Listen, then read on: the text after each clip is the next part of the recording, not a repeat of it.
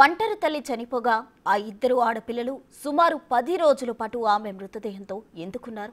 తర్వాత ఈ విషయం ఎలా తెలిసింది? వారు సైతం ఆత్మహత్యా యత్నం ఎందుకు చేసుకున్నారు? తమ సూసైడ్ నోట్లో తండ్రి మేనమామల పేర్లు రాశారు. కారణమేంటి?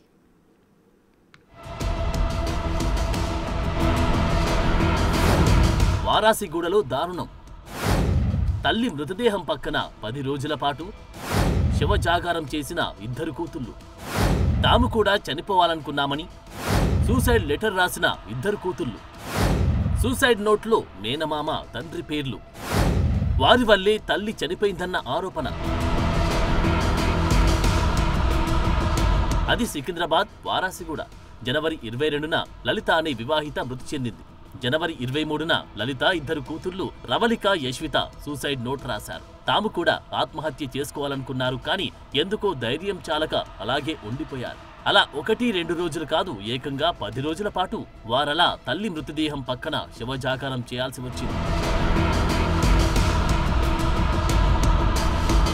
ఇటు చూస్తే బంధుమిత్రులకు కూడా ఆ తల్లి, ఇద్దరు కూతుళ్లు దూరమై చాలా కాలమే అయింది. ఇటు తండ్రి చూస్తే 5 ఏళ్లుగా దూరంగా ఉండగా ఉన్న ఒకే ఒక రక్త సంబంధీకుడైన మేనమామ సైతం సరిగ్గా అలాగే ఆ కుటుంబానికి దూరమై 3 ఏళ్ల కాలమైంది. దీంతో తమ తల్లి మరణ వార్త సైతం ఎవరికి చెప్పుకోలేక కుమిలిపోయిన ఆ ఇద్దరు కూతుళ్లు మృతదేహం కుళ్లిపోయే దశకు చేరుకోవడంతో స్థానిక ఎమ్మెల్యే దగ్గరకు వెళ్లి మొరపెట్టుకున్నారు. పోలీసుల సాయంతో ఎట్టకేలకు ఆ తల్లి మృతదేహానికి పోస్టుమార్టం నిర్వహించిన అధికారులు అంత్యక్రియలు సైతం చేశారు. ఇది ఇలా ఉంటే ఇద్దరు కూతుళ్లు రాసిన సూసైడ్ లెటర్లు తండ్రి రాజు, మేనమామ రమేష్ తో పాటు ప్రకాష్ రెడ్డి పేర్లు రాయడంతో వీరంతా ఒక్కసారిగా ఉలిక్కిపడ్డారు. తాము కొన్నేళ్లుగా ఆ కుటుంబానికి దూరంగా ఉన్నామని బిగ్ టీవీ ఫోన్ కాల్ చేయగా చెప్పారు మేనమామ రమేష్. 3 years నుంచి మాకు వాళ్ళ మాటలు మా దగ్గర రావట్లేదు. వాళ్ళు 3 years ఇచ్చుకూడలో ఉండేవాళ్ళు వాళ్ళు. ఓకే, ఆ పిల్లలిద్దరూ మా మేనమామనే కారణము అని చెప్పి మీ పేరు రాశారు సూసైడ్ లేఖలో. ఎందుకు రాశారండి అలా? ఏమో తెలియదండి. నిన్న 3 ఏళ్ల సరే మా ఇంటికి రారు, ఇప్పుడు రమ్మని చెప్పారు. ఇక్కడికి వస్తున్నా. రాత్రి సీఏతో మాట్లాడాను రాత్రి. ఓకే సార్ అన్నాడు, సాగు చేయ బాబు అంటే మాకు వాళ్ళకి సంబంధం లేదు సార్, 3 years నుంచి గొడవలైనాయి, మేము రాము, వాళ్ళు రారు, మా దగ్గరికే రారు. వాళ్ళ హస్బెండ్ ఉంటే ఎక్కడో వెళ్ళిపోయాడు. వాళ్ళ హస్బెండ్ ఎందుకు వెళ్ళిపోయారండి? వాళ్ళ హస్బెండ్ ఆయన హస్బెండ్ దగ్గర ఓయూలో జాబ్ చేసేవాళ్ళు. చాలా పెద్ద ప్రాబ్లం వాళ్ళది. కొట్టాడే వాళ్ళు. వాళ్ళ హస్బెండ్ ఎక్కడ ఉన్నదో తెలియదు. ఆ రోజు మాకు సంబంధం లేదు. నాకు 3 చెల్లెలు చనిపోయి లాస్ట్ చెల్లి. ఇక తండ్రి రాజును బిగ్ టీవీ పలకరించగా ఆయన ఎన్నో నమ్మలేని నిజాలు చెప్పారు.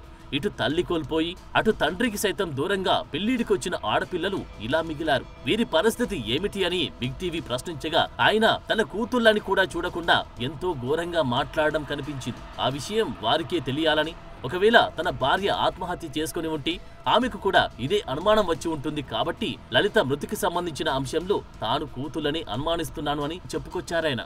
నేను ఒకప్పుడు ఆటో నడిపిస్తాడు మేడ్చల్ కెంచి నేను ఒకటి ఆశ్రమం ఉంది రైట్ సైడ్ లో ఒక బాడీ అనేది నేను టాయిలెట్ పోతుంటే ఇలా బాడీ లెట్కాల్సిందే. నేను నా రిలయన్స్ నెంబర్కి ఎంచి నేను 100 ఫోన్ చేసినా. నేను మళ్ళీ ఆశ్రమంకి ఎంచి రిటర్న్ వచ్చేటప్పుడు బాడీని తీస్తుండే. అక్కడనే ఆటో లారీ నడిపిస్తానంట ఆయన.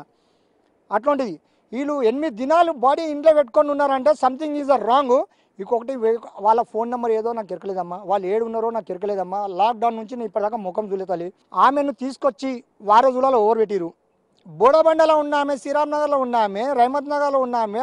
ఆడికేంచి ఈడికి యూనివర్సిటీ కాడికి దగ్గరలో తెచ్చిపెట్టినారు ఎవరు.